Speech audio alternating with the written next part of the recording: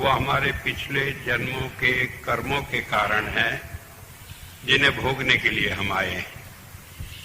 और जो हमें काम करना है, जिसके लिए ये मनुष्य जीवन मिला है, वो परमात्मा की भक्ति करना है।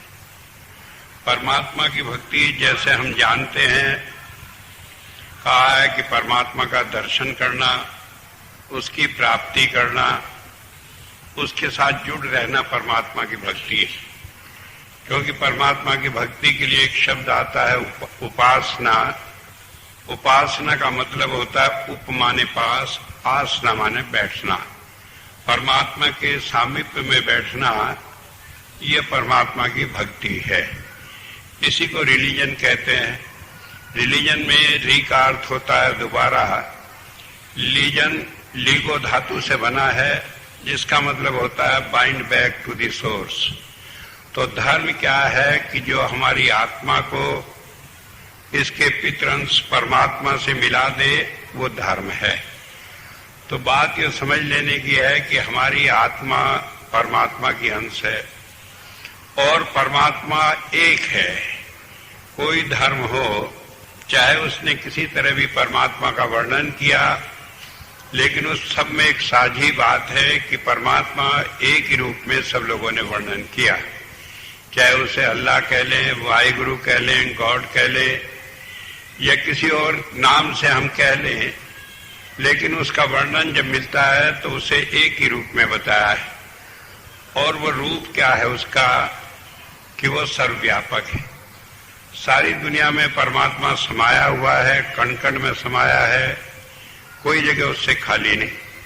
वो सर्वज्ञ है, सब कुछ जानता है, कोई चीज उससे छिपी नहीं है। हम जो आज कर रहे हैं वो भी जानता है, हमें आगे जो करना है वो भी जानता है, हमारे मन में जो संकल्प विकल्प उठते हैं उसे भी जानता है। और सर्वशक्तिमान है, वो सब कुछ कर सकता है। कोई चीज ऐसी नहीं उससे छिपी हो या उससे न हो सकती हो। इन सारी बातों को देखते हुए लगता है कि ईश्वर एक है और उसे प्राप्त करने का रास्ता भी एक है। तो इसका मतलब हुआ कि धर्म दुनिया में एक है। लेकिन हम देखते हैं कि दुनिया में अनेक धर्म हैं। कोई हिंदू है, कोई सिख है, कोई मुसलमान है, कोई ईसाई है। और जो हम कहते हैं कि ईसाई है तो उससे मालूम पड़ता है ईसाई एक धर्म है। लेकिन आज ईसाई धर्म में 5000 अलग अलग सेक्ट उसके यूएनओ में रजिस्टर्ड हो चुके। और वो 5000 धर्म जो ईसाई धर्म के अंग हैं, वो अपने को एक दूसरे से इतना अलग कहते हैं कि कोई भी एक दूसरे के साथ मिलकर बैठने के लिए तैयार नहीं है। आज ईसाई धर्म का आदमी हिंदू धर्म के साथ तो बात कर सकता है, लेकिन एक कैथोलिक, एक प्रोटेस्टेंट के साथ बात करने के लिए तैयार नहीं। कारण यह है कि उनके अंदर मौलिक मतभेद आ गए। तो ऐसी हालत में धर्म में हम देखते हैं कि रोजाना अलगाव होता चला जाता है और उससे मालूम पड़ता है कि धर्म के नाम पर झगड़े, लड़ाई, खून खराबा, ये सब होता जाता है।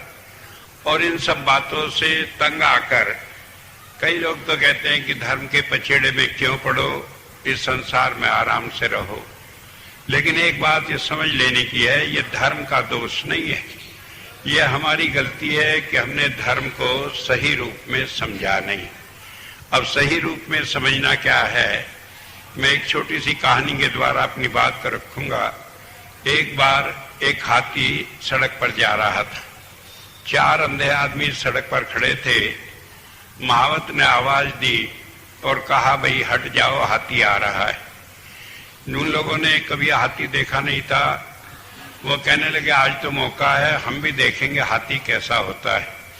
महावत नीचे उतर गया और आप जानते हैं अंधे आदमी कैसे देखते हैं, किसी चीज को छू कर देखते हैं।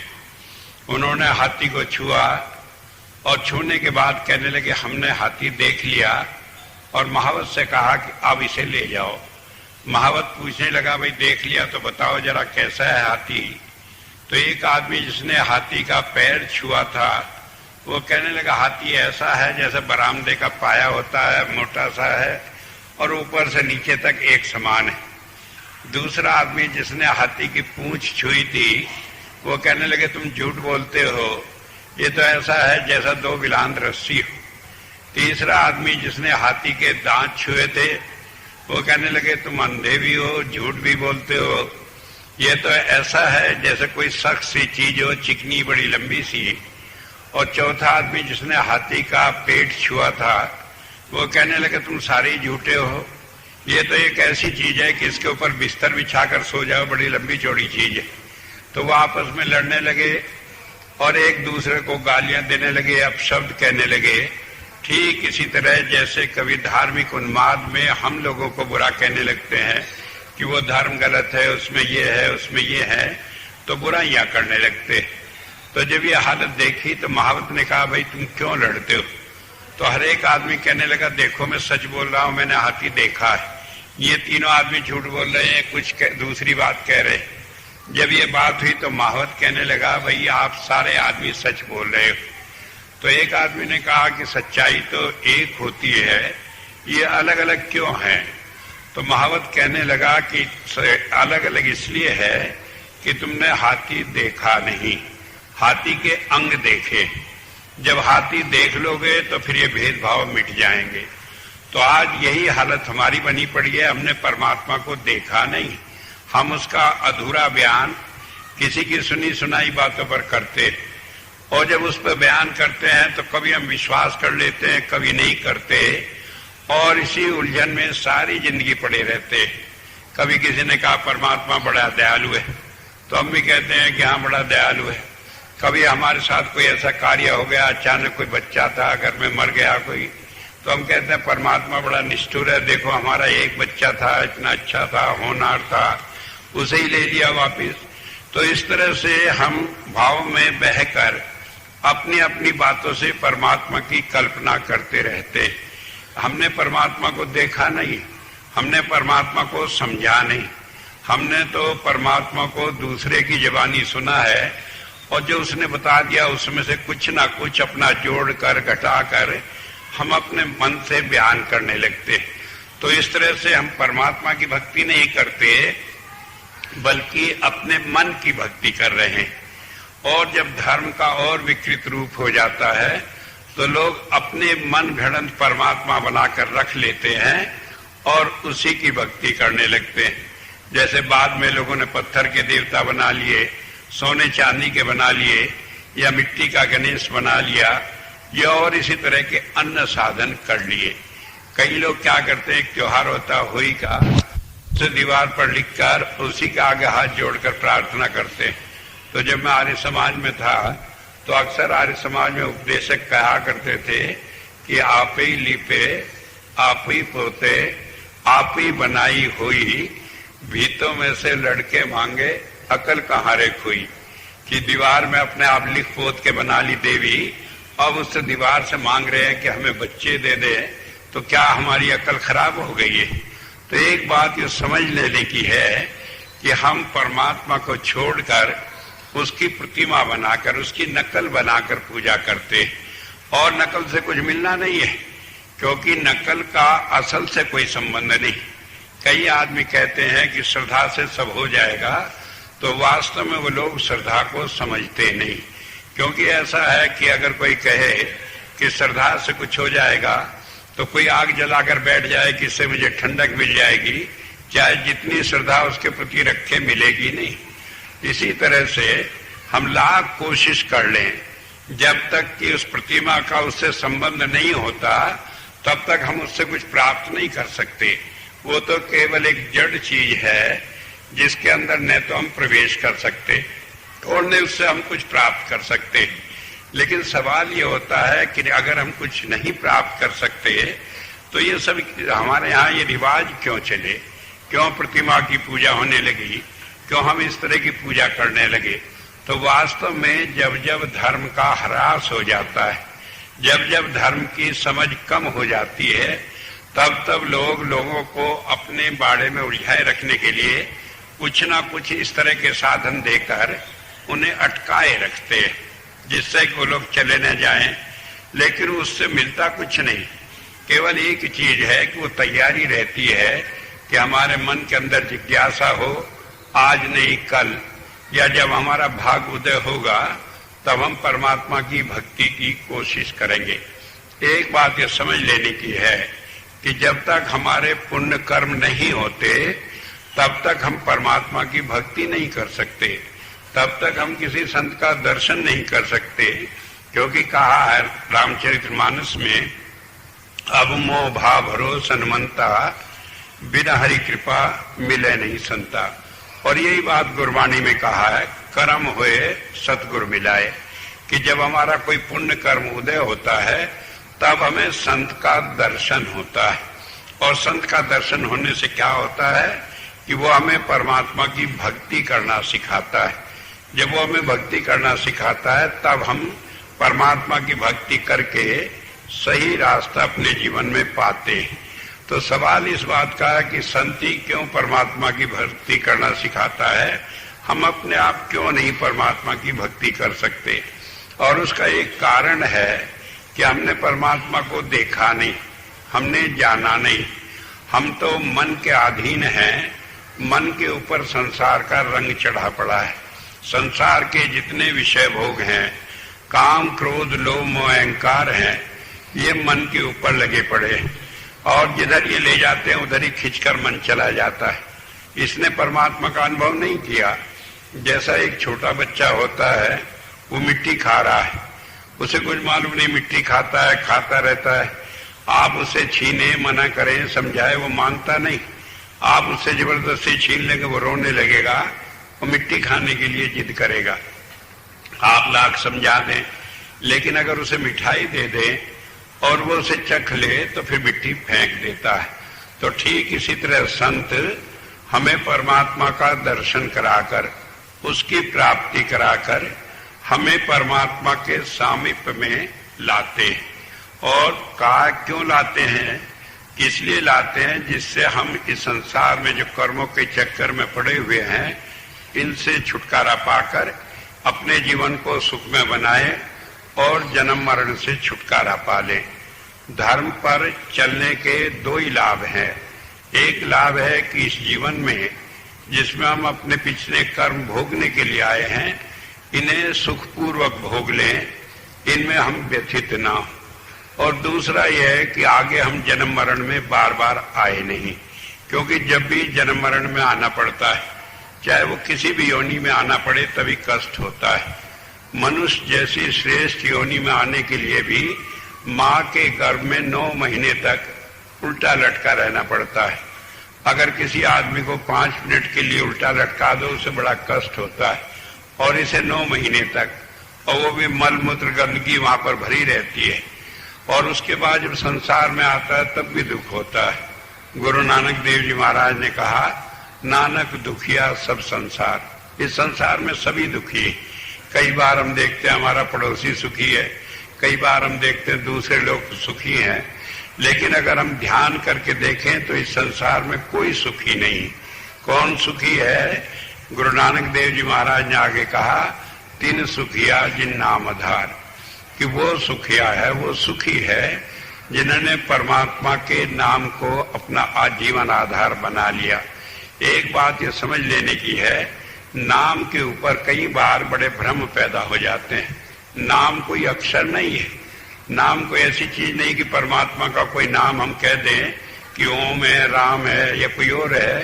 यह नाम अक्षर नहीं है, नाम है परमात्मा का गुण, कर्म, स्वभाव, कि हम परमात्मा के गुण को जाने और उसके कर्म को जाने कि वो क्या करने वाला है, और उसके स्वभाव को जाने।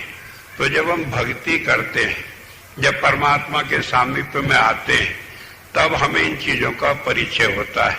तो इसलिए धर्म ग्रंथों में कई बार नाम जपना कहा और कई बार दूसरी तरह कहा। जैसे कहा गुरबाणी में, संत जना मिल भाइयों सच्चा नाम संभाल, कि हम उसकी संभाल करें। वहां जपना नहीं कहा, क्योंकि नाम एक धारा है जो हमारे अंदर आ रही है, और उसकी हम जब संभाल करते हैं, उसे उसके साथ आत्मा को जोड़ते हैं, तब हम नाम की कमाई करते हैं। कई आदमी समझते हैं कि नाम का जपना या किताबें पढ़ लेना या ये मूर्ति पूज लेना ही धर्म है। तो वास्तव में अक्षर आप कोई भी जप लें, वो कोई परमात्मा की भक्ति नहीं, क्योंकि परमात्मा का तो कोई नाम नहीं, ये सारे नाम हमने रखे। मुझे याद है घटना, एक बार एक भाई आया, बाबा जयमल सिंह जी महाराज की बात है, वो गए स्वामी जी के पास, जाकर कहने लगे नाम दे दो। कहने लगे अच्छा नाम दे देंगे। तो कहने लगे देखो भाई कुछ ही नाम दे दो, लेकिन मुझे राधा स्वामी नाम मत देना। वो चिढ़ थी उन्हें, तो कहने लगे क्यों, क्या बात है? कहने लगे ये नाम मुझे पसंद नहीं। कहने लगे एक बात बताओ, स्वामी जी ने परमात्मा को राधा स्वामी कह दिया, राधा कहते हैं सूरत को, स्वामी कहते हैं उसका मालिक जो हमारी आत्मा का मालिक है। अब बाकी उनसे पूछा कि भैया आपने देखा दसम ग्रंथ में ऐसे कितने नाम परमात्मा के आए हैं जो गुरु गोविंद सिंह जी महाराज ने रखे और जो पहले कभी नहीं प्रयोग हुए? तो उन्होंने पढ़ा हुआ था दसम ग्रंथ। वो कहने लगे 1400 नाम आए हैं। कहने लगे उन 1400 नाम पर तुम्हें किसी पे ऐतराज नहीं, एक राधा स्वामी शब्द पर क्या ऐतराज है? तो बात यह समझ लेने की, ये नाम तो समय के साथ मनुष्य अपनी बुद्धि के अनुसार रखता चला गया। इनके रटने से, इनके जाप करने से कुछ होता नहीं। होगा कब? जब हम परमात्मा के उस स्वरूप को जानेंगे, उसे देखेंगे। अब सवाल है उसे हम कैसे देख सकते हैं, कैसे उसे जानेंगे? तो जिन लोगों ने परमात्मा को प्राप्त किया, उन लोगों ने अपने अनुभव बताए। उन्होंने कहा कि बिना संत की शरण में जाए हम परमात्मा को प्राप्त नहीं कर सकते। कहा है राम कृष्ण से को बड़ो, तीन भी तो गुरु कीन, तीन लोग के नायिका गुरु आगे आधीन। कि राम और कृष्ण जिन्हें हम अवतारी पुरुष समझते हैं, मानते हैं, उन्होंने भी गुरु धारण किया, तब जाकर उन्हें ये पद प्राप्त हुआ। और गुरबाणी में कहा पुरखी गुरु ने सेविया से दुखिए जुग चार, कि जिन्होंने पुरुष रूप में अपनी आंखों से जिसे देख सकते हो ऐसे गुरु की सेवा नहीं की, वे चारों युगों में दुखी रहेंगे, उनका छुटकारा होगा नहीं। ईसा मसीह ने इस बात को अपने ढंग से कहा, no one can enter into the kingdom of God except through me, कि कोई आदमी परमात्मा के राज में दाखिल नहीं हो सकता जब तक मुझे साथ न ले ले। तो इन सारी बातों से ऐसा मालूम पड़ता है कि बिना संत के हम परमात्मा की भक्ति कर नहीं सकते। लेकिन सवाल ये पैदा होता है कि संत में और हमारे में क्या भेद है, हम क्यों नहीं कर सकते, वो कैसे करा सकता है, ये सवाल पैदा होता है।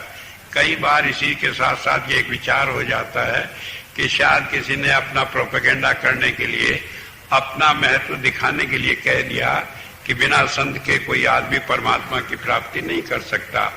ऐसी बात नहीं है, उसका एक कारण है। पहले हमें ये जानना पड़ेगा कि संत क्या है। एक बात जो समझ लें कि संत ऐसे ही है जैसे हम हैं, जैसे हम मनुष्य हैं ऐसी वो मनुष्य है, लेकिन हम में और उसमें एक अंतर है कि उसने परमात्मा की भक्ति की और परमात्मा की भक्ति करके उसे प्राप्त कर लिया। उसे प्राप्त करने से अब परमात्मा उसके अंदर बैठकर काम करने लगा, वो परमात्मा का रूप हो गया, परमात्मा का अवतार हो गया। अब कैसे वो काम करता है उसके अंदर, इस बात को ऐसे समझे कि परमात्मा के 33 रूप हैं, 12 प्रकाश रूप हैं जो कि अग्नि, उषा, पूषा, सविता या और दूसरे रूपों से वर्णन किए गए, 11 नाद के हैं और 8 सोम के हैं। ये 31 रूप हैं। ये 31 रूप जब किसी मनुष्य के अंदर काम करने लगते हैं तो उसे हम कहते हैं संत या प्रजापति या इंद्र। और ऐसा मनुष्य परमात्मा का कार्य करता है, परमात्मा के अधीन रहकर कार्य करता है, या परमात्मा उस पर बैठकर काम करता है। यह हम कहते हैं कि वो परमात्मा का चलता फिरता रूप इस संसार में है। जब हम कहते हैं कि वो परमात्मा है तो कई आदमी चकित हो जाते हैं, क्योंकि मास्टर एकार्ट एक हुए हैं जर्मनी में, उन्होंने कहा this is a strange phenomena that man becomes God and God becomes man. ये अजीब सी बात है कि परमात्मा कभी जो है मनुष्य रूप में आ जाता है और कभी जो है मनुष्य जो है परमात्मा का रूप धारण कर लेता है। तो होता क्या है, वो परमात्मा की धारा, ये 31 रूप जब किसी मनुष्य शरीर में काम करते हैं तो वो शरीर परमात्मा का ही काम करने का माध्यम हो जाता है, उसे हम संत कहते हैं। और ऐसे ही संत महापुरुष भगवान राम हुए, भगवान कृष्ण हुए, भगवान महावीर स्वामी हुए, भगवान बुद्ध हुए, हजरत मोहम्मद हुए, या ईसा मसीह हुए, या और दूसरे गुरु साहिबान हुए, जिन्होंने इस संसार में परमात्मा की प्राप्ति का रास्ता बताया। तो एक बात ये समझ लेने की है, संत क्या है कि परमात्मा की धारा उसमें काम करती है। जैसे बिजली है, ये तारों में काम कर रही है। आपने एक बल्ब लगा दिया, उसमें रोशनी मिल रही है। आप बल्ब फ्यूज हो जाए, उतार कर रख दें, दूसरा बल्ब लगा दें, तो बिजली वही है, बिजली में कोई परिवर्तन नहीं आया, खाली बल्ब बदल गया।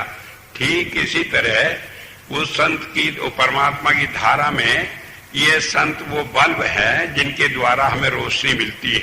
जब एक शरीर चला जाता है तो दूसरा प्रकट हो जाता है, लेकिन वो धारा वही रहती है। हुजूर कहा करते थे जैसे गंगा है तो संत उसके घाट हैं।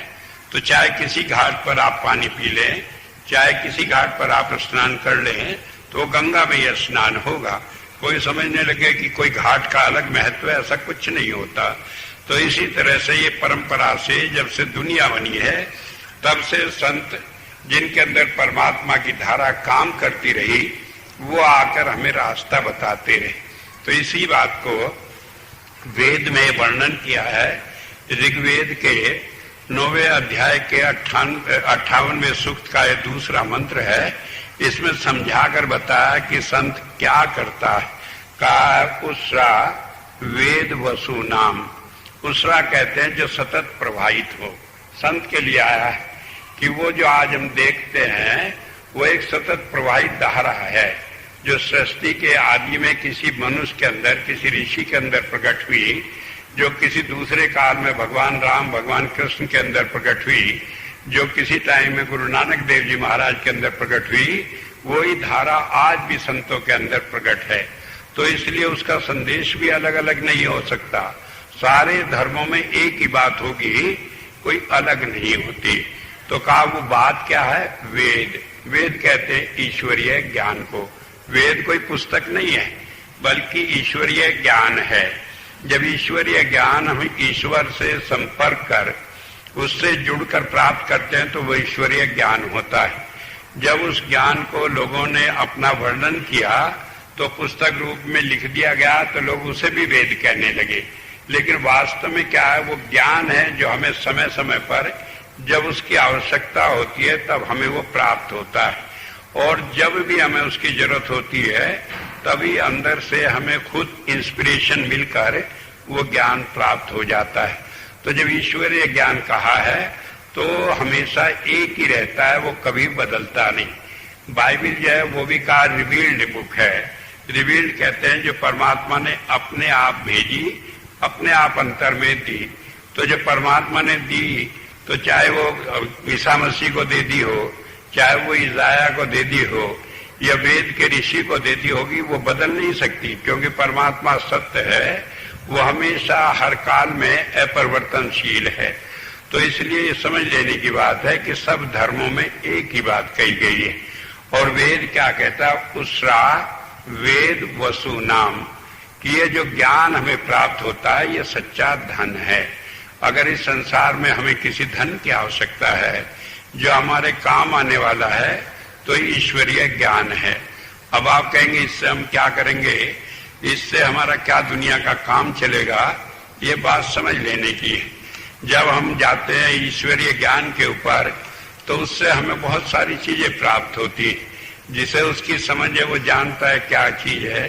एक बार एक कोई शिष्य था किसी पीर का, वो अपने औलिया के पास गया, कहने लगे भाई मुझे शादी करनी है लड़की की, मैं बड़ा दुखी हूँ गुरुजी, आप कुछ मेरी मदद कर दें। कहने लगे क्या कर दें? कहने लगे आपके यहाँ आज जो दिन भर में लोग आए हैं, जो आपको पूजा में चढ़ाए वो मुझे दे दें। कहने लगे अच्छा भाई दे देंगे, तुम बैठ जाओ, जो मिलेगा तुम ले लेना। अब वो बैठ गया। अब ये संतों की बात होती है बड़ी आसान, लेकिन बड़ी डिफिकल्ट भी होती है। अब वो बैठ गया, टकटकी लगाए बैठा, हर आदमी आवे, मत्था टिकाए, चला जाए, किसी ने एक ढेला भी नहीं दिया। अब शाम हो गई, कहने लगे गुरुजी मुझे तो कुछ मिला ही नहीं।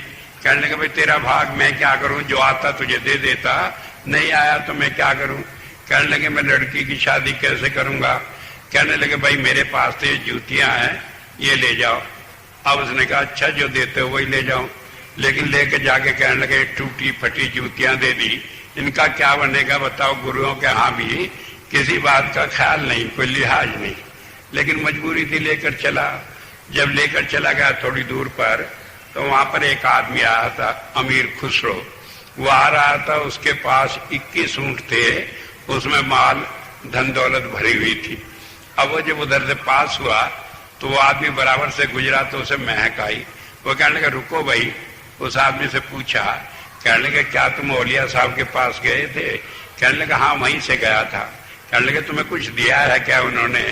कहने लगा हाँ ये फटी टूटी जूतियां हैं, अब तुम्हारी नजर हो तो तुम ले जाओ इस पर, और इसमें मुझे दे क्या दिया, सारे दिन बैठा रहा, ये मिली।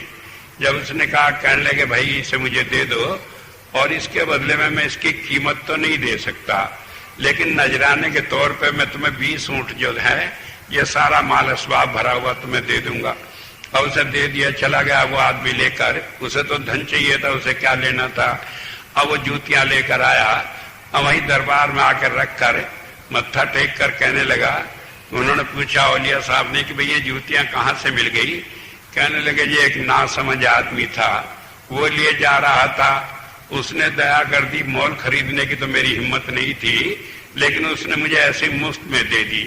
तो बात यह समझ लेने की कि संतों की बात को हम जान नहीं सकते।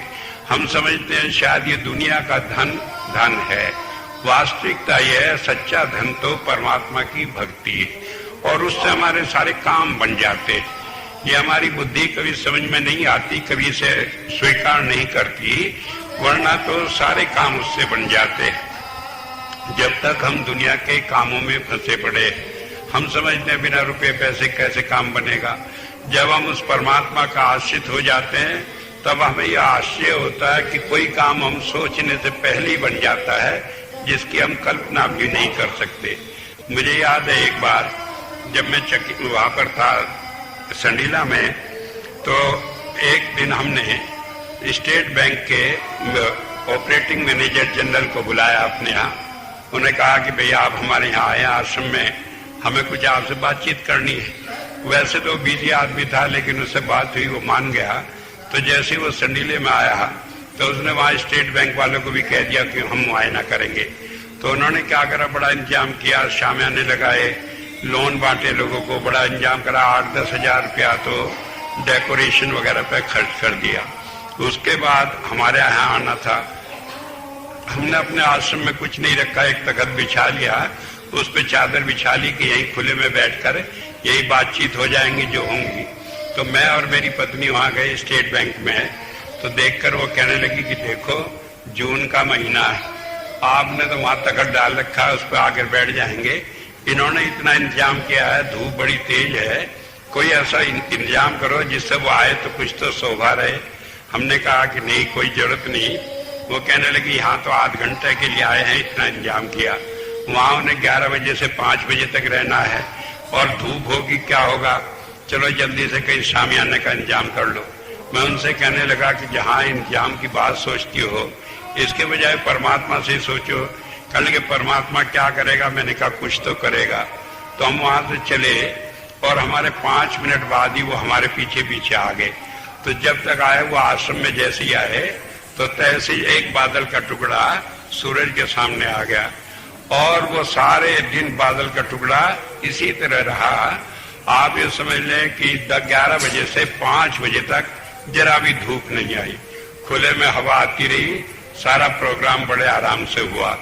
और बाद में वो कहने लगे, सिन्हा साहब कहने लगे वहां उन्होंने इतना रुपया खराब करा, इतने डेकोरेशन की, और देखो यहाँ कितना आनंद है खुले में, कि सारा अपने आप सब ठीक हो जाता है। तो असल में होता यह है कि हमारे दुनिया के जितने भी काम हैं वो सब बन जाते हैं जब हम परमात्मा के आश्रित होते हैं।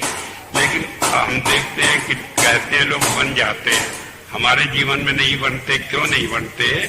उसमें एक बात होती है, जब हम परमात्मा से कोई चीज मांगते हैं तो वो चीज हमें दे तो देता है, लेकिन वो सोचता है इसे ये चीज मांगनी थी, मिल गई, छुट्टी हो गई, तो आगे के लिए फिर हम अपना हक खो देते। अगर हम परमात्मा से परमात्मा को ही मांग ले तो वो सारे काम अपने आप ठीक करता चला जाता है, फिर हमें दुनिया की चीजों के लिए चिंता करने की जरूरत नहीं पड़ती।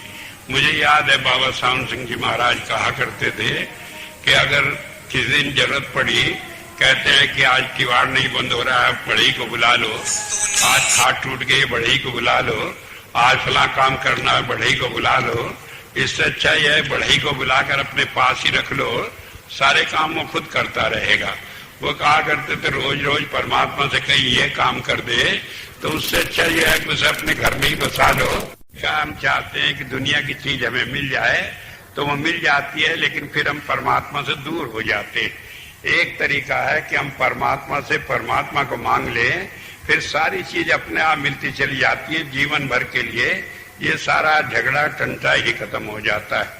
तो वेद क्या कहता है कि जब संत आता है वो हमें उस ईश्वरीय ज्ञान की धारा को देता है और उससे क्या होता है, वो सच्चा धन है। अब उस धन से क्या लाभ मिलता है, मर्तस्य देव्यम वसै, कि मर्तस कहते हैं मनुष्य को, कि मनुष्य जो है इसमें इसे देव्य है, परमात्मा के साथ बसा देता है। वो क्या करता है कि मनुष्य को और परमात्मा को एक घर में बसा देता है। अब परमात्मा इस शरीर के अंदर है, आत्मा भी शरीर के अंदर है, दोनों हैं, लेकिन एक गृह बसत मिल बात न करते भाई। हमारी आत्मा और परमात्मा दोनों एक घर में रह रही हैं, लेकिन कभी एक दूसरे से मिलकर बात नहीं करते। दोनों एक दूसरे से अनजान है, दूसरे को एक दूसरे को देखा नहीं, जाना नहीं। लेकिन जब संत मिलता है वो क्या करता है कि इसी घर के अंदर परमात्मा से आत्मा को मिलाकर उसका प्रत्यक्ष करा देता है। जब उसका प्रत्यक्ष हो जाता है तो हमारी सारी शंकाएं मिट जाती है। अब कई बार मैं जब कहता हूं परमात्मा का प्रत्यक्ष करा देता है तो कई आदमी कहेंगे कि किस रूप में करा देता है, क्योंकि परमात्मा का न तो कोई रूप है, न रंग है, न शक्ल है, फिर हम उसका दर्शन किस रूप में करेंगे। तो मैंने बताया था कि परमात्मा 33 रूपों में प्रकट हुआ, जिसे हम कहते हैं 33 कोटि देवता। कई बार भ्रम से हम समझते हैं कोटि का अर्थ करोड़ और कहते हैं 33 करोड़ देवता है। वास्तविकता यह है कोटि का एक अर्थ होता है श्रेणी, जैसे उच्च कोटि का विद्वान। तो इस तरह ये 33 श्रेणियां हैं देवताओं की। 12 प्रकाश की हैं, 11 नाद की हैं, 8 सोम की हैं, ये 31 हो गई। एक प्रजापति या संत है जो इन सबको अपने अंदर धारण किए रहता है, और एक परमात्मा का निज रूप है जिसे एब्सोल्यूट गॉड कहा है। तो इन रूपों को 31 को वो प्राप्त कराता है। इनसे क्या होता है कि जो 12 रूप प्रकाश के हैं उससे हमारी आत्मा के ऊपर जो आवरण चढ़े हुए हैं वो मिट जाते हैं। ये आवरण क्या होते हैं, जिसे हम संस्कार कहते हैं, इंप्रेशन कहते हैं, कवरिंग्स कहते हैं। जब हम कोई कर्म करते हैं तो उसका जो प्रभाव हमारे मन पर छूट जाता है वो आवरण कहलाता है। जब मन पर ये सारे संस्कार इकट्ठे होते रहते हैं तो वहां से ट्रांसमिट हो जाते हैं आत्मा के ऊपर, उसके ऊपर रिकॉर्ड हो जाते हैं। जैसे टेप के ऊपर हमारा गाना या कोई चीज रिकॉर्ड हो जाती है, इसी तरह उसके ऊपर ये रिकॉर्ड हो जाते हैं। और इन संस्कारों की विशेषता यह है कि जब भी कोई अवसर आता है तो उसमें ये अंकुरित हो जाते हैं, ये फूट पड़ते हैं, ये प्रकट होकर इच्छा के रूप में बलवती होकर हमारे मन को उधर खींचने लगते हैं। तो इन संस्कारों में फंसा हुआ आदमी इन्हीं में बहा चला जाता है, इससे बचता नहीं। जब ये 12 तरह के प्रकाश आते हैं तो ये उन संस्कारों को मिटा देते हैं, उनके बल को छीन कर देते हैं, फिर उनके अंदर शक्ति नहीं रहती। जैसे एक रस्सी हो, उससे हम किसी को बांध सकते हैं, लेकिन रस्सी को आप आग लगा दें, वो जलकर राख हो जाए तो मालूम तो पड़ेगी रस्सी है, लेकिन उसमें बांधने की ताकत नहीं रहती। ठीक इसी तरह अंतर में प्रकाश की साधना करने से ये सारे इसके बल कर्मों के क्षीण हो जाते हैं। नाद के अंदर ये विशेषता होती है, वो खींचकर हमारी आत्मा को ऊपर लाता है। उससे दो लाभ होते हैं। एक तो जब हमारी आत्मा ऊपर चली जाती है तो फिर ये दुनिया के झंझटों में फंसती नहीं। अब कैसे झंझट में फंसती है कि हमने कोई भोजन किया, हमें स्वाद लगा, उसका स्वाद है, उसका रंग रूप है, वो हमारे मन में बस गया। कल को किसी ने उस चीज को बनाया, उतनी अच्छी नहीं बनी तो कहते हैं फला आदमी ने अच्छी बनाई थी, ये उतनी अच्छी नहीं, तो ये संस्कार है। मन करता है उसी को प्राप्त करें जो अच्छी बनी थी। तो ये संस्कार जो है ये रहते हैं हमारे मन के ऊपर। और ये जब अंदर में वो नाद सुनाई देता है तब आदमी इन संस्कारों को ग्रहण नहीं कर पाता। कैसे नहीं ग्रहण कर पाता, एक छोटा सा उदाहरण देकर मैं समझाऊंगा। मान लीजिए आप भोजन कर रहे हैं, पत्नी ने पूछा कि नमक ठीक है सब्जी में, तो आप कह देते हैं कभी कभार कि भाई मुझे तो खबर नहीं, मेरा ध्यान कहीं और गया हुआ था। वो कहेगी तुमने सारा भोजन कर लिया, तुम्हें नमक की मालूम नहीं, ऐसा क्या ध्यान हो गया। लेकिन तब भी ये सच्चाई है कि आपका ध्यान कहीं और था, आपने नमक का अनुभव नहीं किया। तो होता यह है कि जब हमारी चेतन सत्ता आत्मा इंद्रियों के साथ नहीं जुड़ी होती तो इंद्रिय के जो अनुभव है वो आत्मा को पास ऑन नहीं होते, उस तक नहीं जाते। तो उससे क्या हो जाता है कि वो संस्कार ग्रहण नहीं कर पाते। जब संत हमें रास्ता बताता है तो उससे क्या होता है, हमारी ये चेतन सत्ता इंद्रियों से हटी रहती है। तो उसमें हमने देखा, सुना, खाया, पिया, तो वो ऐसे संस्कार हो जाते हैं जैसे पानी के ऊपर आप लाइन बना दें तो थोड़ी देर तो मालूम पड़ता है कि हाँ लाइन बनी है, फिर वो मिट जाती है। इसी तरह उनका प्रभाव रहता नहीं। तो इसलिए नाद के द्वारा वो हमें संसार में रहते हुए भी इसके बंधन से रोक लेता है और उसी से हम निष्काम भाव से फिर कर्म कर सकते हैं। एक बात ये समझ लेने की है कि संसार में पापों से छूटने का तरीका इसके अलावा दूसरा नहीं है। कई आदमी कहते हैं कहाँ इतने झंझट में पड़े, हम तो दान करेंगे, पुण्य करेंगे और दूसरे काम करेंगे। वो अच्छे कर्म है कि शुभ कर्म करने से पापों से छुटकारा हो जाएगा।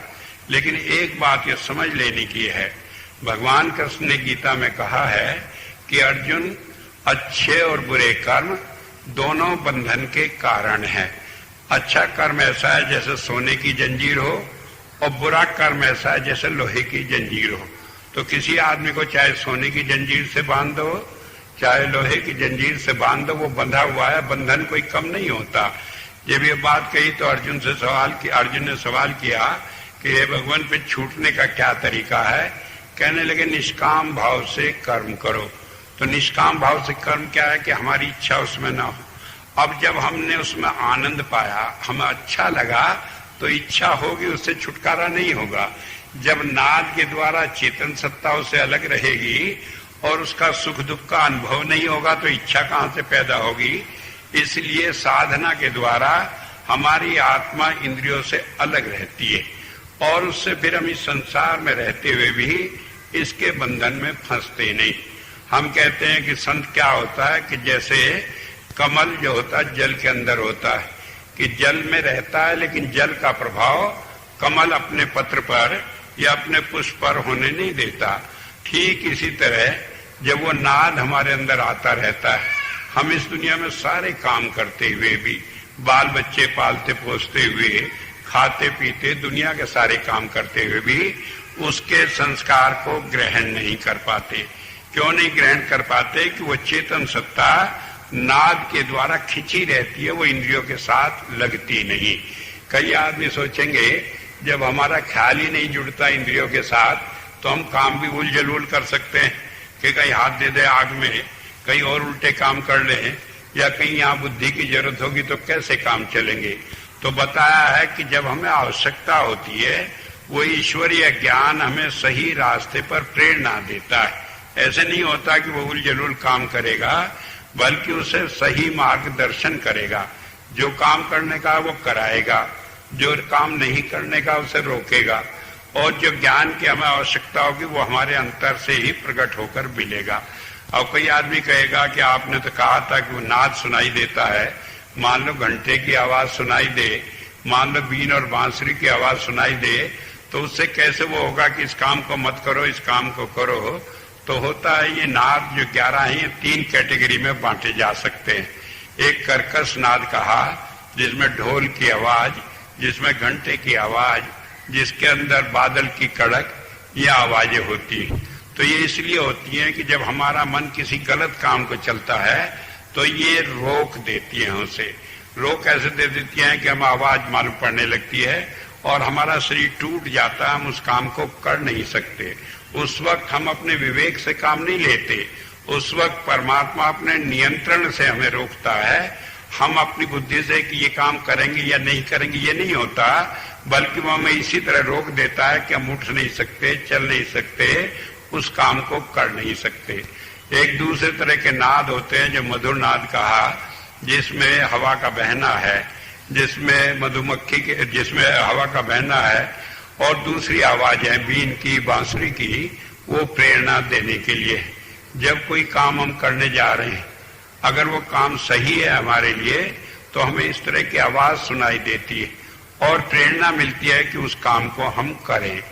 और एक तीसरी तरह का नाद है जिसे वच्च नाद कहा है, जिसे वाक कहा है वेदों में, और जिसे मधुमक्खी की आवाज करके बताया।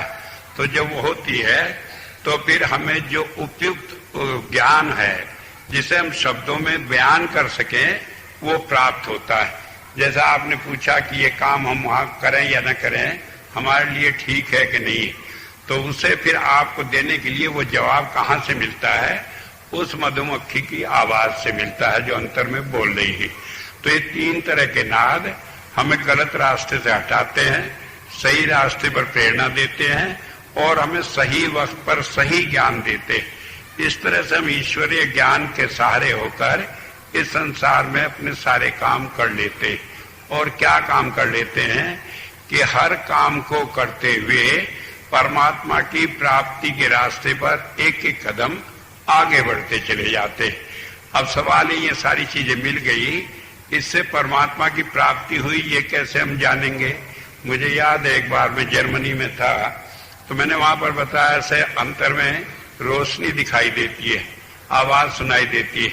तो एक आदमी खड़ा होकर कहने लगा, स्वामी जी बात आपकी समझ में आ गई, ठीक है कि रोशनी दिखाई देती है, हमारे यहाँ तो बिजली है 24 घंटे आती है, हम रोशनी करके बैठ जाएंगे, हमें आपकी क्या आवश्यकता है? हमारे यहाँ म्यूजिकल इंस्ट्रूमेंट्स है, टेप भर लेंगे, आपके यहाँ बिजली चली जाती होगी तो डिसकंटिन्यूटी हो जाती होगी, हमारे यहाँ नहीं होती, हम उसे क्यों करें? हमने कहा आप समझे नहीं, बात यह है जो उनका प्रकाश और नाद है वो बाहरी जड़ नाद नहीं है, बाहरी प्रकाश नहीं है, बल्कि वो परमात्मा से प्रकट है। वो कहने लगे वाह जी वाह, जो आप कहते हैं वो परमात्मा से प्रकट है, जो हम कहते हैं वो जड़ है, हम इसे कैसे मान लें? मैंने कहा उसके इफेक्ट्स है, क्योंकि जो अंतर में नाद आता है उसके सारे गुण वही होते हैं जो परमात्मा के होते हैं, वो सर्वव्यापक होता है। उसे मालूम है कि हमने क्या कर्म किया है, उसी के अनुसार नाद वो प्रकाश आकर हमें सहायता करता है। मान लीजिए किसी आदमी का धन में बहुत मन पड़ा है, तो उस अंतर में सुनहरी रोशनी आती है और उससे वो छूटता चला जाता है। मान लो किसी का मन ईर्ष्या द्वेष में पड़ा है कि भाई किसी से कहे इसने बुरा कर दिया, मैं इसका ये कर दूं, हमेशा दूसरे का बुराई सोचता रहता है, तो उसे अंतर में आग जैसी रोशनी दिखाई देती है, उससे ये ईर्ष्या द्वेष मिट जाते हैं। तो आखिर जो चीज हमें चाहिए वो कैसे प्राप्त हो जाती है? वो उस नाद के द्वारा, उस प्रकाश के द्वारा, क्योंकि वो चेतन है, वो जानता है कि हमारे अंदर क्या चीज है। तो इसलिए जब इनकी साधना करते हैं तो उससे ये संस्कार मिट जाते हैं और इससे फिर हमें ईश्वर की प्राप्ति होती है। अब ईश्वर की प्राप्ति वैसे तो ये है कि वो शक्ति है, वो हमारे अंदर समा जाती है, हर घड़ी हमारे साथ रहती है, लेकिन इससे पहले कई बार एक ख्याल पैदा होता है कि ईश्वर का क्या रूप है, हम कैसे मान ले कि प्रकाश और नाद ही उसका रूप है। तो होता यह है कि जब हम साधना करते हैं तो अंतर में कोई स्वरूप प्रकट होकर हमें विश्वास दिलाता है कि ये ताकत यहाँ पर काम कर रही, और जब हम उसे जान लेते हैं तब समझते हैं कि परमात्मा की वह शक्ति आज यहाँ पर काम कर रही है। मैं एक घटना देकर आपके सामने बताकर चलूंगा। ये करीब 1979 की बात है। तो उस वक्त मैं शामली गया हुआ था, तो शामली से लौट कर आया तो मेरे पास जर्मनी से एक बहन का पत्र आया और उसने लिखा कि ये सुना है कि आप संत कृपाल सिंह जी महाराज के अपने को उत्तराधिकारी कहते, क्योंकि मैं उनकी शिष्य हूं और मैं जानती हूँ इतने महान थे, आप ये ढोंग ना करें, आप उनको अपने को उनका उत्तराधिकारी न बताएं, ये अच्छी बात नहीं है। मैंने उन्हें लिखा कि भाई ठीक है, लेकिन मुझे तो मेरे हुजूर ने हुक्म दिया है काम करने का, इसलिए मैं कर रहा हूं, लेकिन अगर आपको विश्वास नहीं है तो आप न माने। तो दूसरी दफा उसका लेटर आया, उसकी भाषा जरा और गुस्से की थी, उसमें 2-4 भली बुरी बातें भी लिखी थी। कहने लगे आप अपने मन से कर रहे हैं, अहंकारी हैं, दूसरी बातें हैं और इससे आपको इसका फल भोगना पड़ेगा। तो मैंने लिख दिया मुझे भोगना पड़ेगा तो मैं भोग लूंगा, क्योंकि मैं अपनी इच्छा से नहीं कर रहा हूं, मेरे गुरु का हुक्म है, मैं कर रहा हूं। तो तीसरी बार उसका लेटर आया और उसमें उसने लिखा कि हम आपसे माफी चाहते हैं, हमसे बड़ी गलती हो गई। और यहाँ पर अनेक आदमी को अंतर में दर्शन हुए, संत कृपाल सिंह जी महाराज के और आपके भी दर्शन हुए, और कहने लगे सो एम आई, कि जो मैं हूं वही यह है, मेरे में उसमें कोई अंतर नहीं। अब हमने आपको जो भला बुरा कहा उसे आप माफ नहीं करेंगे तो हमारा कोई रास्ता नहीं। और उसके बाद उसने कहा कि आप हमारे यहाँ आए हैं और हमें यहाँ आकर उनकी शिक्षा समझाएं और ये रास्ता आगे बढ़ाएं। हम मैंने समझा ये विदेशी आदमी है, जरा सी देर में खुश होगी, जरा सी देर में नाराज होगी। तो मैंने लिखा मैं भाई 5 आदमी आ सकते हैं, इतना खर्चा होगा, इतनी सारी बातें होंगी। उसने लिखा कि दुनिया की कोई चीज कुछ ना हो, हम सारी पूरी करेंगे, लेकिन आपको यहाँ आना ही पड़ेगा। मैं वहां पर गया विदेशों में, तो वहां पर अनेक आदमियों ने देखकर, जिन्होंने पहले कभी देखा नहीं, कहने लगा हाँ यही आदमी हमारे अंतर में आया था और महाराज जी ने बताया था कि मैं अब इसमें काम कर रहा हूं। तो ये कब होता है कि जब हमें किसी गुरु पर विश्वास न आए तो वो अंतर में प्रकट होकर उस रूप को दिखाकर हमें विश्वास दिलाता है।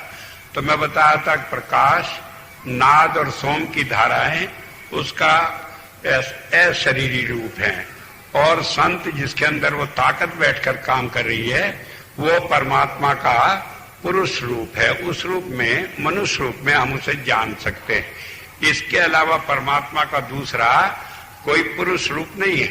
परमात्मा को हम और किसी रूप में नहीं जान सकते। अगर पुरुष रूप में देखना है तो संत के रूप में देखना पड़ेगा, उसी के द्वारा हम परमात्मा गुणों को जानते हैं। आज हम कहते हैं परमात्मा दयालु है, परमात्मा सर्वव्यापक है, परमात्मा सर्वज्ञ है। ये सब चीजें हमने कहाँ से जानी? ये संत से जानी। उसे जानकर हम जानते हैं कि परमात्मा क्या है, उसके द्वारा हम उसे जानते हैं। तो वेद कहता है कि वो हमें परमात्मा के साथ जोड़ता है और उसमें बसा देता है। बसाने का मतलब ये होता है कि हम दोनों एकाकार हो जाते हैं, आत्मा और परमात्मा एक रूप में हो जाती है, वो फिर अलग नहीं रहते। उसी स्थिति में कहा है ईसा मसीह ने, I and my father are one, कि मैं और मेरा पिता एक हैं। उसी हालत में गुरु नानक देव जी महाराज ने कहा, नानक दास बुलाया बोले, कि मैं नहीं बोलता, मेरे अंदर बैठकर वो परमात्मा बोल रहा है। और उसी के लिए कहा ईसा मसीह ने, it is not I but he speaks through me, कि वो परमात्मा मेरे अंदर बैठकर बोलता है। एक बात ये समझ लेने की है, कभी कभी हम किसी मनुष्य को कहते हैं कि ये परमात्मा है, तो कई लोग कहते हैं ये कुफ्र है, ये झूठ है, ये पाप है, ये पाखंड है। हो सकता है वो पाखंड हो, उनका अपना अनुभव है। मुझे याद है एक बार मैं अमेरिका में था, न्यूयॉर्क में टेलीविजन पर इंटरव्यू हो रहा था। मिस्टर लेक्सिक्सन इंटरव्यू ले रहे थे। उन्होंने बहुत सारी बातें पूछी, वो कन्विंस हुए। आखिर में उन्होंने एक सवाल किया, कहने लगे आप संत कृपाल सिंह जी महाराज को किस रूप में देखते हैं? जब उन्होंने सवाल किया, मैंने कहा मैं तो उन्हें परमात्मा का प्रकट रूप, परमात्मा का साक्षात रूप देखता हूं, कि परमात्मा उस देह में आकर वो परमात्मा काम कर रहा था, वो परमात्मा थे। जब ये बात कही तो मिस्टर लेक्सिक्सन कहने लगे आपने तो गजब कर दिया, अमेरिका में करोड़ों आदमी आपका इंटरव्यू देख रहे हैं, सुन रहे हैं, वो कहेंगे ये क्या पाखंड है कि आदमी को परमात्मा समझते हैं। मैंने कहा मेरे से गलती हो गई, ये बात नहीं है कि वो परमात्मा थे, बल्कि परमात्मा उनके अंदर बैठकर काम कर रहा था। वो कहने लगा हाँ ये तो बात समझ में आती है। मैंने कहा इसमें और पहली बात में फर्क क्या है? सिवाय एक अकल की बात है, जब परमात्मा इस शरीर में काम कर रहा है तो ये परमात्मा ही वो जो कर रहा है, क्योंकि फिर मनुष्य की बुद्धि काम नहीं करती, वो तो परमात्मा के आश्रित रहता है और परमात्मा ही सब कुछ करता है। तो इस तरह से जब हम उससे एकाकार हो जाते हैं तो अभी संसार में परमात्मा की इच्छा में रहने वाले उसके आश्रित होकर काम करने वाले हो जाते हैं। अब हम आश्रित होना ये समझते हैं कि हमने कह दिया परमात्मा की जो इच्छा है। अब हमें क्या मालूम परमात्मा की क्या इच्छा है जब तक हमने जाना नहीं। जानने का साधन वो साधना में ज्योति और नाद थे जो हमने प्राप्त किए नहीं, उसके मैसेज को जानने की लैंग्वेज हमने समझी नहीं, तो हम कैसे उस मैसेज को जान लेंगे? और जब हम उसे जान लेते हैं तो अब हम उसके नियंत्रण में रहते हैं, क्योंकि वेद में कहा है, ऋग्वेद के पहले ही मंत्र में उसमें कहा होतारम, कि वो परमात्मा की जो धारा है वो होता है। होता के संस्कृत में 3 अर्थ होते हैं, दाता, ग्रहीता और नियामक। वो देता है हमें कुछ, वो ग्रहण करता है और वो हमारा नियंत्रण करता है, कंट्रोल करता है, हमें अपने से बाहर नहीं जाने देता। तो परमात्मा के जब हम आश्रित हो जाते हैं, परमात्मा में नियंत्रण करके चलाता है और हम उसके इशारे पर चलते हैं। जब हम उसके इशारे पर चलते हैं तो हम करता नहीं रहे किसी काम के। जब हम करता नहीं रहे तो हम भोगता भी नहीं होते। तो इस तरह से हम आगे किसी कर्म को बंधन में फंसते नहीं, क्योंकि हम उसके करता नहीं है, उसका अभिमान हमें होता नहीं। तो बताया इस तरह संत हमें परमात्मा की भक्ति कराता है और कहा तरत से मंदी धावती। संत के लिए कहा कि वो क्या है कि वो आनंद दाता है, वो हमें सुख देने के लिए आया है, संत हमें कष्ट देने के लिए नहीं आया। कई बार संत के सामीप्य में हम रहते हैं, कोई बात नाराज होकर कहते हमसे कहा नाराज हो गया, लेकिन ठीक ऐसी है जैसे माता होती है, बच्चे को अगर चपत भी लगा देगी तो उसकी भलाई के लिए, वो उससे नाराज होकर उसे कुछ गड़बड़ करने के लिए नहीं, उसके नुकसान के लिए नहीं, भलाई के लगाती है। और परमात्मा तो इतना दयालु है कि अगर हम अपने जो कर्म कराए उन्हें हमें भोगना पड़े तो इससे छुटकारा नहीं, तो वो हमें सहारा देकर इन कर्मों को आसानी से भुगतवा देता है। लेकिन एक समझ में कब आती है? जब संत आता है, जब हमें समझ देता है, तब ये बात समझ में आती है कि वो हमारे सुख के लिए है, हमारी भलाई के लिए है। ये बात हम थोड़ा संतोष रखें तो बाद में समझ लेते हैं कि हमारी भलाई इसमें क्या है। मुझे याद है घटना, एक छोटी सी कहानी है। एक राजा था, उसके यहाँ एक मंत्री था। उसे एक आदत थी, जब भी कोई बात होती तो कहता खुदा तेरा बड़ा शुक्र है कि तेरा बड़ा अच्छा किया, ये बड़ी अच्छी बात हुई, तेरा धन्यवाद है। एक दिन राजा दरबार में बैठा था, एक आदमी कोई तलवार बना कर लाया, उसने बड़ी तारीफ की तलवार की उसके लोहे की। राजा ने उसकी धार पर जरा उंगली घुमाई, जैसे उंगली फिराई तो उसका उंगली कट गई और खून बहने लगा। अब मंत्री को तो आदत थी, वो कहने लगे खुदा तेरा बड़ा शुक्र है, बड़ा अच्छा किया। अब जब अच्छा किया, राजा ने सुन लिया, उसे गुस्सा आया। कहने लगे मंत्री जी क्या कह रहे हो? कहने लगे खुदा का शुक्र है, बड़ा अच्छा किया। कहने लगे मेरी उंगली कट गई, तुम कहते हो अच्छा किया। उन्होंने फिर यही कह दिया कि खुदा का शुक्र है, उसने बड़ा अच्छा किया। तो राजा को गुस्सा आया, उसे निकाल कर भगा दिया कि जाओ मेरी नौकरी से चले जाओ, मैं तुम्हें नहीं रखता। और वो चला गया। जब वो दरवाजे तक गया, कहने लगे खुदा तेरा बड़ा शुक्र है, बड़ा अच्छा किया। राजा कहने लगा अभी तक तो यहाँ रोटी मिलती थी मौज से, अब जब कमाएगा खाएगा तब पता लगेगा कि अच्छा किया या खराब किया। जब नौकरी छूट गई तो अच्छा क्या हुआ। लेकिन चला गई, बात आई गई हो गई। शाम को राजा शिकार में गया। शिकार में जाकर थक गया, थक कर एक पेड़ के नीचे बैठ गया। वहां पर कोई गोल भील दूसरे लोग आए, उन्होंने देखा, उसे पकड़ लिया। राजा कहने लगे मैं इस देश का राजा हूं। कहने लगे हो गए किसी देश के राजा, हमारे यहाँ कोई राजा वाजा नहीं होता और हमें तो एक आदमी की जरूरत है। कहने लगे किस लिए जरूरत है? कि हमें नर बलि आज करनी है, देवी के ऊपर किसी आदमी को चढ़ाना है। अब राजा को पकड़कर वो ले गए। अब ले जाकर वहां बिठाए रखा, अपना पीकर खाकर खूब गाते नाचते रहे। फिर जब रात का टाइम हुआ 12 बजे का बलि का, तो कहने लगा पुरोहित अच्छा भाई लाओ उस आदमी को जिसकी बलि चढ़ानी। राजा को वहां लाया गया। वो बेचारा कांपता रोता झींकता अपना आया, तो जिस वक्त आया कहने लगे इसके कपड़े उतारो, इसे नहलाओ, साफ करो, क्योंकि देवताओं पर बलि जो है साफ सुथरी चीजों की चढ़ाई जाती है। अब जब कपड़े उतारे, नहलाने लगे, पट्टी खोली, देखा इतना फूल उसका गायब था।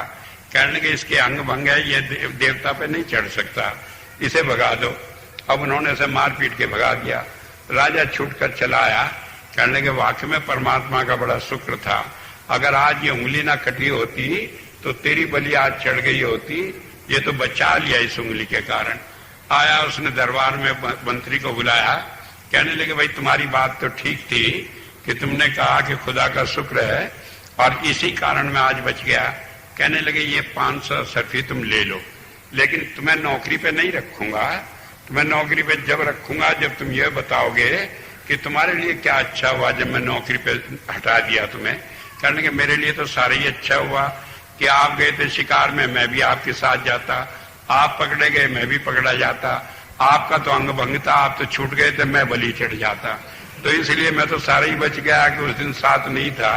तो बात यह है कि जब हम कहते हैं परमात्मा हमारे लिए भला करता है, तो थोड़ा हम सब्र रखें तो हम इस चीज को जान भी सकते हैं। तो वेद क्या कहता है, तरत से मंदी धावती, वो आता है संसार में सुख धारा बहाने के कारण, बहाने के लिए, और उससे बहाकर हमारा मन जहां जहां फंसा है तो इन कर्मों को भुगतवा भी देता है और धीरे धीरे इनसे निकालता चला जाता है। बुजुर्ग कहा करते थे जैसे कांटे वाली झाड़ी हो, उसके ऊपर कोई कपड़ा फैला दो तो उसे झटके से उतारोगे तो सब फट जाएगा, धीरे धीरे यतन से उतारो तो कपड़ा भी बच जाएगा और झाड़ी भी बची रहेगी। तो बात ये समझ लेने की है, हम फंसे हैं संसार में और ये इतना आसान काम नहीं। आज हम घर गृहस्थी छोड़कर किसी तरह बैराग हो जाए, जंगल में चले जाए, फिर भी ये मन तो यहीं फंसा रहेगा, ये तो कहीं जाएगा नहीं। तो इसलिए इस मन को धीरे धीरे यतन से, जब तक इसके ये आवरण खत्म नहीं होते तब तक हटा नहीं सकते, अलग नहीं कर सकते। और जब ये आवरण खत्म हो जाते हैं तब ये अपने आप छूटता चला जाता है। आज हमारी हालत है, हम जानते, जब हम साधना करते हैं, अंतर में ज्योति का दर्शन करते हैं, उसके बाद जो परिवर्तन आता है वो हम भी जानते हैं, दुनिया भी जानती है। वो चीज ऐसी नहीं कि जो छिपी रह जाए, उसका प्रभाव दूसरे पर पड़ता है। मुझे याद है घटना 1976 में मैं शामली में था, तो एक दिन सत्संग के दिन बहुत सारे आदमी एक गांव से आए, वो सब लोग जाट लोग थे। कहने लगे जी हम नाम लेने आए हैं। मैंने कहा भाई तुम्हें क्या सूझी, तुम क्यों नाम लेने आए हो? कहने लगे जी बात यह है कि एक हमारे गांव में पंडित जी के लड़के थे, वो बड़ा क्रोधी था, जितने बच्चे थे सबको मारता पीटता गालियां देता और गाली के सिवाय दूसरी चीज तो उसे आती नहीं थी। यही उसका राम नाम था, इसी का जाप सारे दिन करता हो। और हम कुछ कह नहीं सकते थे क्योंकि पंडित का लड़का है, मान लो आज कुछ कहते हैं, कल को ब्याह का मौका हो, वो आई न फेरे कराने के लिए, या मान लो बच्चा हो वो संस्कार ही कराने ना आए तो क्या करेंगे, इसलिए बर्दाश्त करनी पड़ती थी। लेकिन अब 1 महीने से हमने देखा उसमें बड़ा परिवर्तन आ गया। वो सारा कुछ सबको बच्चे हुए सबको हाथ जोड़कर नमस्ते करता है, प्यार से बात करता है। हमने एक दिन कहा कि महेश तुम्हें क्या हो गया, तुम ऐसे कैसे बदल गए? कहने लगे जी मैंने नाम ले लिया, मैं भजन करता हूं, उससे ठीक हो गया। तो बात ये समझ लेने की वो प्रभाव हमारे अंदर आता है, बदलाव आता है और वो हम भी अनुभव करते हैं, दूसरे लोग भी अनुभव करते हैं और उससे हमारा जीवन बदलता चला जाता है। और क्या हो जाता है कि हम इन काम क्रोध लोभ अहंकार में फंसते नहीं। दुख सुख जो आते हैं उन्हें इस जन्म में हमारे लिए आवंटित कर्म समझकर उन्हें भोग लेते हैं, क्योंकि जो कर्म हमारे लिए आवंटित कर दिए गए उनसे छुटकारा पाने का दूसरा तरीका नहीं है। न संत कहता है कि तरीका है, न कोई कहता है। और अगर कोई कहता है कि जो हम कर्म कराए हैं, जो हमारे जन्म में हमें भोगने हैं, उससे कोई छुटकारा दिला देगा तो वो पाखंडी है। इसलिए है कि इसका मतलब वो उसका दावा यह हुआ कि वो परमात्मा से ऊपर है, कि परमात्मा के नियम को भी तोड़ सकता है। तो एक बात ये समझ लेने की, वो तो हमें भोग नहीं पड़ेंगे, लेकिन संत क्या करता है कि वो हमें ऐसी शक्ति दे देता है कि उस कर्म को भोगते हुए हमारी चेतन सत्ता उससे अलग रहती है, इंद्रियों से उसका अनुभव नहीं होता। उसका कड़वा मीठा फल हमें दोबारा और कर्म को ग्रहण करने की शक्ति से बचा लेता है। तो इस तरह से वो हमें सारे दुखों सुखों में से ले जाकर परमात्मा के आनंद में जोड़ देता है। वो हमें दुनिया के साथ नहीं जोड़ता, दुनिया की चीजों में नहीं फंसाता। वो कहता है जितना फंसे हो इसमें से निकाल कर उस आनंद की धारा को जोड़ने के लिए आया है। इसीलिए बताया कि वो स्वयं आनंद की धारा है और हमें आनंद देने के लिए आया है। और ये आनंद फिर हम अपने भौतिक जगत में भी, संसार में भी अनुभव करते हैं, एकांत में भी अनुभव करते हैं। और हमेशा गुरु हमारे अंग संग रहकर हमारी रक्षा करता है। कबीर साहब ने कहा, गुरु बसे बनारसी सिख सात समुंदर तीर, एक पल कभी न बिछड़े जो गुण होए शरीर। कि गुरु जो है अगर बनारस में बसे और सिख सात समुंदर पार हो तब भी वो एक दूसरे से कभी अलग नहीं होते, किसी से अलग नहीं होते। अगर वो गुण हो, अगर उसके अंदर साधना की वो शक्ति है, वो नाम के द्वारा जुड़ा हुआ है, तो सतत जुड़ा हुआ वहां से प्रेरणा लेता रहता है, गाइडेंस लेता रहता है। तो जब संत आते हैं वो हमें इसी साधना को सिखाते हैं, जिसे हम योग कह लें, धर्म कह लें, साधना कह लें, भक्ति कह लें, चाहे जो भी कह लें। और वही परमात्मा की सच्ची भक्ति है, उसी से हमारे जीवन में परिवर्तन आता है। तो यह हमें संत के द्वारा ये चीज प्राप्त होती है। सही ज्ञान सही समय पर क्या हमारे लिए उपयुक्त है उसे करना, और वो सच्चा धन जिसे पाकर हम अपने जीवन में आनंद में रहते हैं, वो संत हमें साधना में भक्ति का